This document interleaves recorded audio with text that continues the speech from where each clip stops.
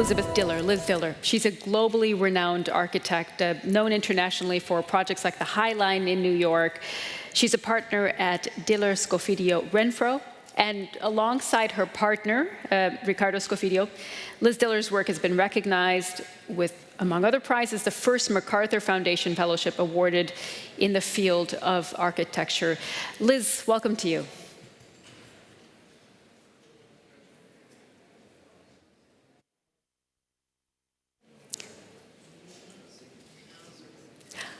I think you've muted yourself. If you could unmute your microphone, Liz. Yes, okay. Perfect. Is that fine? Yes. Okay. Very good. Shall I begin? Yes, please. Well, okay. I will just say, first of all, thank you. Thank you for the introduction. I want to thank Mayor Müller for the kind invitation to participate in this conference.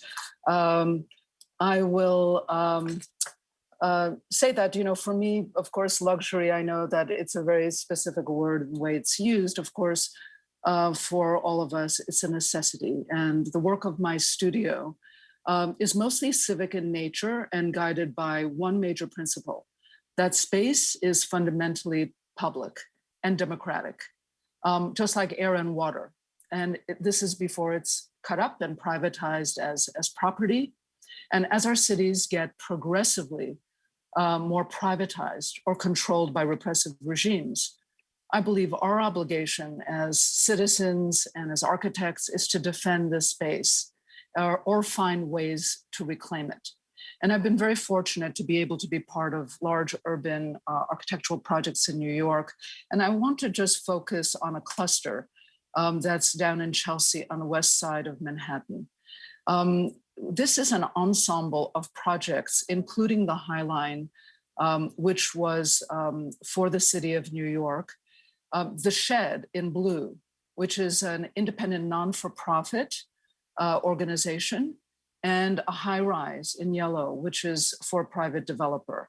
These were done at different times for different clients, and they made an ensemble, and it was our intention to have them work together. So many of you probably know the High Line, and I will just recount a couple of things because I want to make an important point. In 2003, our studio began working on the transformation of this 1.5 mile of obsolete industrial infrastructure into a public park. And after 5 decades of servicing Manhattan's meatpacking district, it fell into ruin and decay. And it was filled with open parking lots.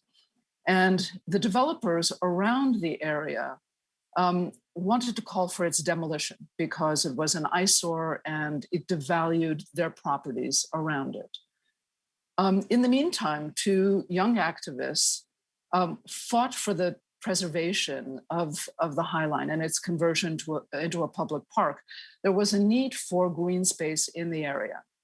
The argument was not dissimilar from the Frederick Law Olmsted argument, which was for Central Park. Central Park was to stimulate northward growth for Manhattan.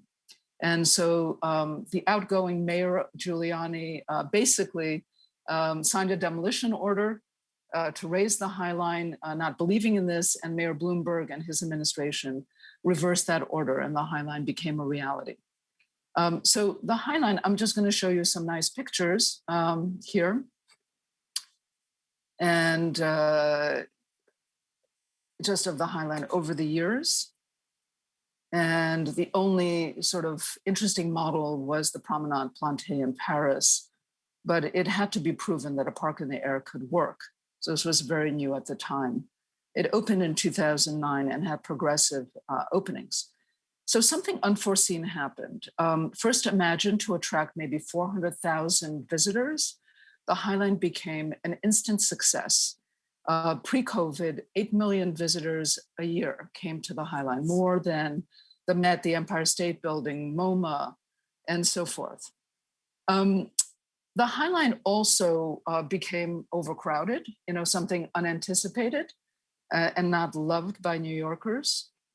And actually, in the post-COVID era, it's been much nicer. It's really a place of refuge now.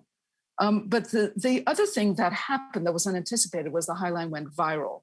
It went across 6 continents, and everyone was inspired by the notion of turning in infrastructure into public space.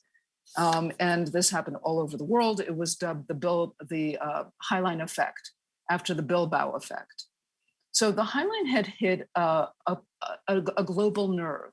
So aside from the fact that we're glued to screens all the time, as many of us are on this conference, populations still value public space. And on a planet where there's a finite amount of resources, repurposing obsolete infrastructure, whether it be tracks or viaducts or highways, into public space is sustainably smart. Something else happened that was unexpected. And an alarming amount of gentrification and growth around, much more than was anticipated. So the city initially put in $115 million to stimulate this, and $5 billion in urban development started to come back in the surrounding neighborhoods. So once considered an eyesore that devalued a property, the High Line instantly became a kind of catalyst for this sort of escalated value and of property. So after working on the High Line and seeing this rapid change, we asked ourselves, actually, what is the measure of success? And I just want to show you, actually, this is downtown and Midtown, and was the idea of Hudson Yards to become a kind of new sort of catalyst. So this Hudson Yards, which was really at the edge of the High Line, this was like the dominant growth here. And this was the idea to sort of grow this. This is like the biggest development there, Hudson Yards. It's around the train yards, and you could see the High Line just coming all the way around it.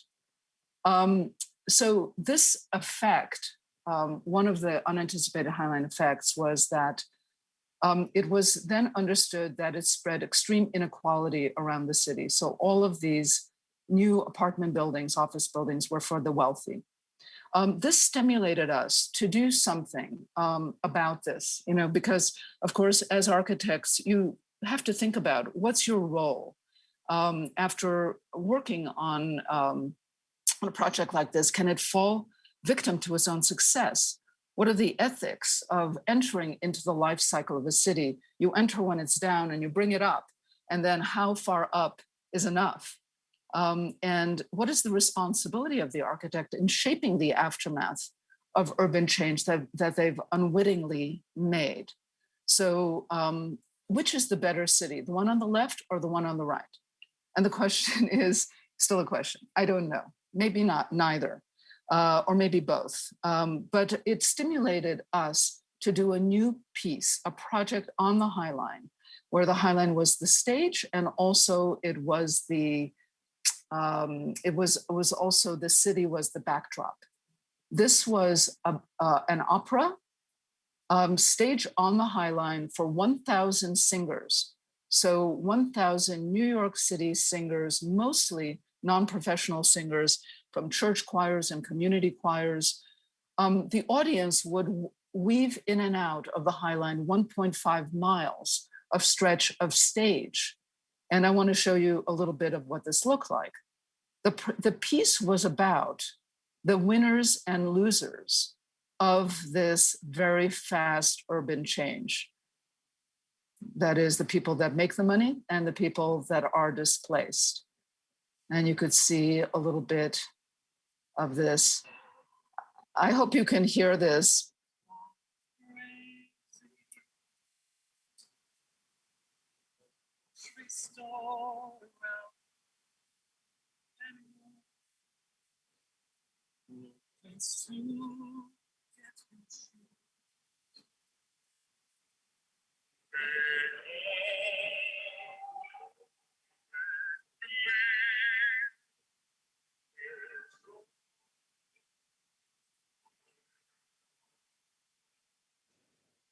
So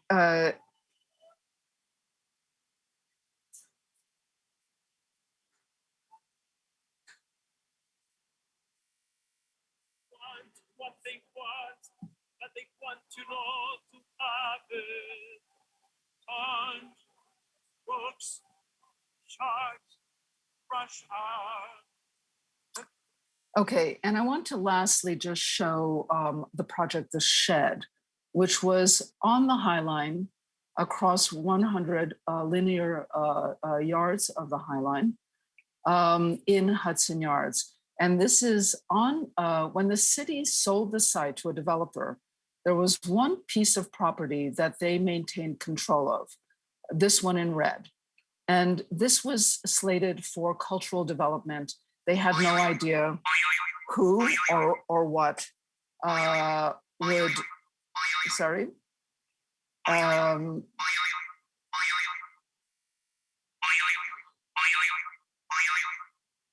Okay, I am, okay. So just very, very quickly, the city put out an RFP for anyone that would want to develop this cultural facility. This was in 2008 at the height of the meltdown of the economy. And we submitted a proposal for this and asked ourselves, well, why there are 1,200 cultural institutions in New York City. Why should there be one more? And the point was that there were no there were no public venues that were multidisciplinary. That is, where art, performance could be under one roof. There were no places that were flexible. There were no places that could change with the way art could change in the next 10 years, 20 years, 30 years. What would art look like? We don't know. There was no place that was scalable for large and small work, and there was no space that was indoors and outdoors. We had also, I grew up in the 70s in New York. I was in college, and there was a time when New York was the center of experimentation in the arts. Now it became a kind of center of commerce and no longer a place of production, was a place of consumption. And this idea that we put forward, our studio put forward, was about an institution, new kind of institution that could be extremely flexible, so flexible that it could change its footprint. It could be indoors and outdoors. It could be double the size by just moving a sleeve out. So a set of galleries stacked on each other in a very conventional way with long spans and a movable outer structure. This was the early model. And I should say that we had a large exhibition of this, actually in Aida's gallery in Berlin. Reinvented technology just from gantry trains in the shipyards. And this is how it works. Now, this notion of flexibility is something that we imagined a long time ago. It's something that is extremely relevant for today as our buildings undergo extreme change from commercial buildings to residential buildings. As our residential complexes go dark and our commercial complexes go dark, we have to be inventive and fast on our feet. We call this an architecture of infrastructure. And you could see here, this was the opportunity to be able to load and unload and to do very large work here. And in the interest of time, I will just accelerate to just show you a couple of, these were original ideas about how to use the High Line and how it can change over time. So I'm going to, so this is in and out using the open space and this public open space, and the High Line stages free performances and also ones with very, very inexpensive tickets. We also worked on this high-rise building right next door, which we claimed the lower floors for the High Line back of house space.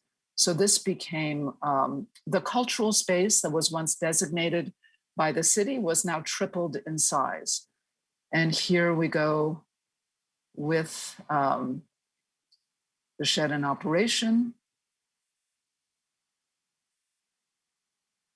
And I would just say that this it takes the horsepower of just one engine, of one car engine to open and close. And if you don't need it, you don't have to heat or cool it. It's very sustainable that way. Okay, this is the motor. These are the motors. There are two sets of these, and they work very, very simply. The shed hosts different kinds of exhibitions. This is actually Gerhard Richter and Arvo Pärt and Steve Reich, and also introduces young artists that are not well known to the community of artists and exposed to the public, including street dancers and so forth. This large public space has been used for lots of events, all sorts of concerts, classical, theatrical performances. This is Bjork, but also for very, very simple things. Just food, street food. And since COVID, it has been used, and it has, unlike many other institutions, it was able to open early and be able to space out the audience to be able to really appreciate cultural projects, even under these very, very difficult circumstances. Here is Freeze, that just happened a couple of months ago at 25% capacity inside the shed. And this is actually a show of Daniel Birnbaum, The Looking Glass. And it's on the open space in front of the shed that makes use of virtual reality. One thing just to say that the shed began with a city invitation to anyone that had ideas about a new cultural organization. We decided to respond to this, and the city liked our proposal. But for maybe from 2008 to 2013, for 5 years, we worked really without a client. We worked with some brilliant people that were helping on this and building the institution with us, like Dan Doctoroff, and some people from the city. It became an official institution in 2013 and gained Alex Poots as the artistic director in 2014. And so this is to show how citizens, independent architects, can also put ideas on the table and not just rely on ideas that are handed down in public briefs. Okay, I am going to, I'm going to stop sharing here. And I don't know how to do that. Escape, stop share.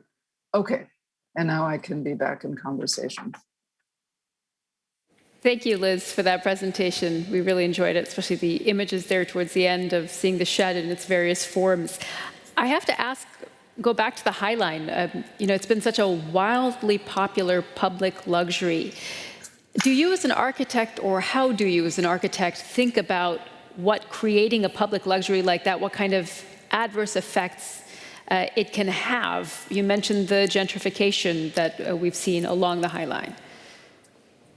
Yes, I think it's really impossible to know. I think that the High Line is a very good case study in effect now. It's triggered so many different projects now on infrastructure, hundreds of them all over the world. And I think that it's hard to make a case that any place is like New York and this part of downtown, and it would have the same kind of effect. But I do think that the idea of a cultural project or what you call a public luxury or public amenity, one has to work with the city and anticipate that what if it's a success? And how can we critically protect a place like this? How can we plan for a better city that could evolve around a place like this? And I think what happened is this ultra gentrification happened, the city thinking and understanding already that the High Line that would be very, very important for growth, set aside this policy, this sort of land transfer policy, where the developers that own the properties right next to the High Line could build out closer to the avenues and protect the area just next to the High Line from that canyon effect. And so that was a very, very good insight that the city had. But the city also put forward this voluntary inclusionary zoning, which meant that, for the buildings that built there, all the towers that would be built there, that something like 20% of the units would be affordable. And what happened was, this was voluntary and not mandatory. And what the developers did around there mostly built luxury and built their 20% someplace else in the city and not on the site. So consequentially, it became a place that reinforced this idea of a place for the wealthy. And it's really unfortunate because I think that's what it could have done differently, is made this mandatory. And I would say that for cities that are planning projects like this, planning with at all levels of our population, so that we can have a truly integrated city and not have these areas that are ghettos. One more question to you, Liz. If you could create the ultimate public luxury, what would it be? What would it look like? So my dream of the best amenity for a city is to turn all property at the ground level that is commercial into open public space. I mean, literally, that we can walk anywhere through buildings. And in New York City, in Midtown, you have gigantic lobbies, which are scary, with a desk and some surveillance and a guard there that sends you up to your floor. Well, what if all these spaces were open and public? And that's my dream, is to make more space for the public. We have so much area that we can build up. Let's use the ground for a democratic movement. That's a great vision, Liz. I 100% sign up to that and would love to see that here in Berlin as well. Thank you so much, Liz, for taking time to speak with us. Thank you so much.